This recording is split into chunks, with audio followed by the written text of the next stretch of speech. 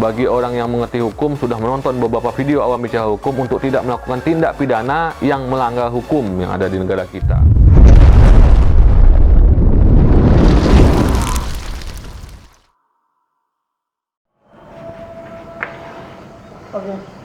Assalamualaikum warahmatullahi wabarakatuh. Kembali lagi bersama awam bicara hukum, orang awam bicara tentang hukum, supaya orang awam lebih mengerti tentang hukum. Kali ini ada pertanyaan dari orang awam bicara hukum ya. Dia tanahnya diakui oleh orang lain.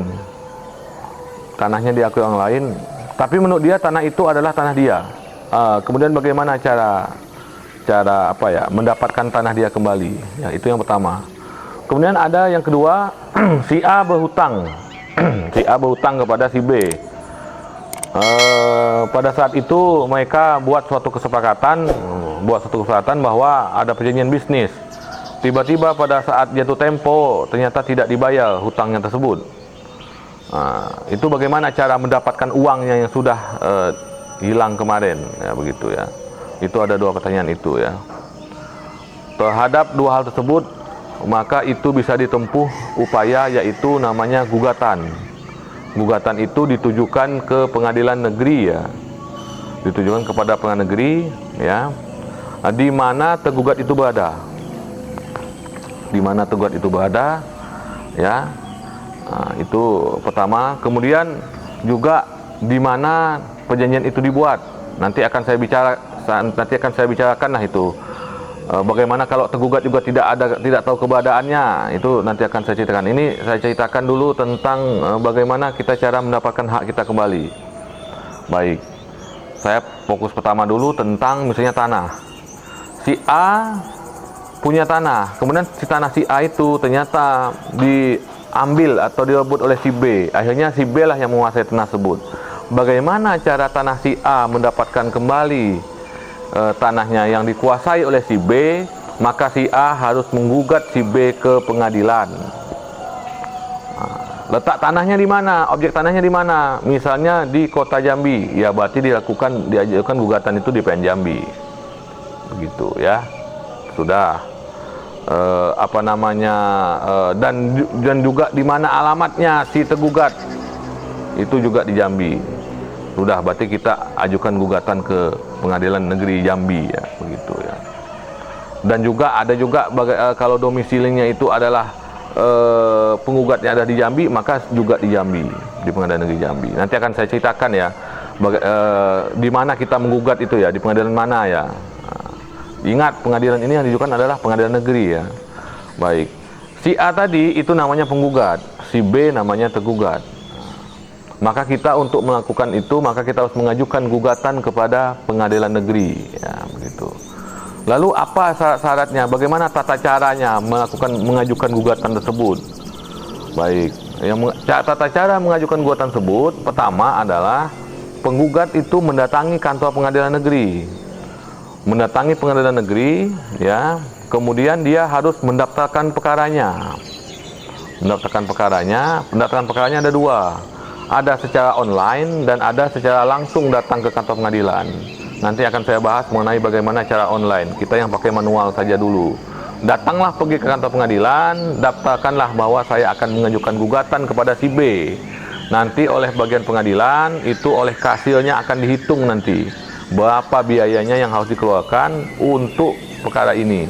Biaya itu adalah biaya resmi. Biaya itu digunakan untuk memanggil para pihak, memanggil si A, memanggil si B. Kemudian di situ juga ada PNBP, Penghasilan Negara Bukan Pajak. Di situ ya.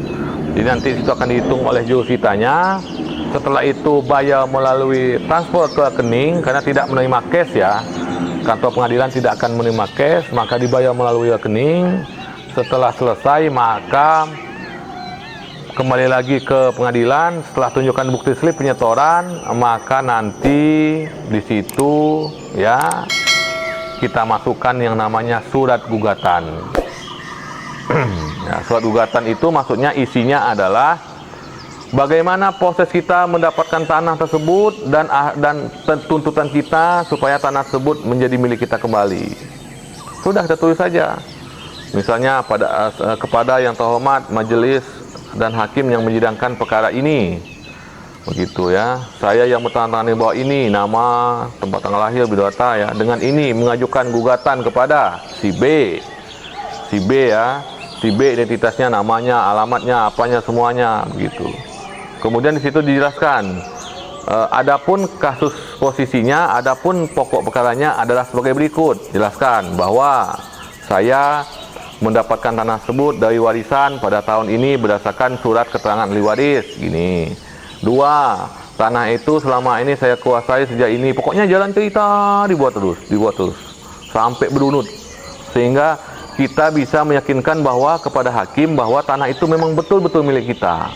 Nanti di situ kita juga muat dalam putusan berdasarkan kronologi kejadian tersebut. Maka dengan ini saya meminta atau memohon kepada Bapak untuk 1, mengabulkan gugatan saya. 2, menyatakan bahwa tanah sebidang itu adalah milik saya. Tanah sebidang terletak di mana ya. Kemudian 3, bahwa memerintahkan kepada tergugat atau si B tadi mengembalikan tanah tersebut kepada saya. Begitu. Itu begitu tuh.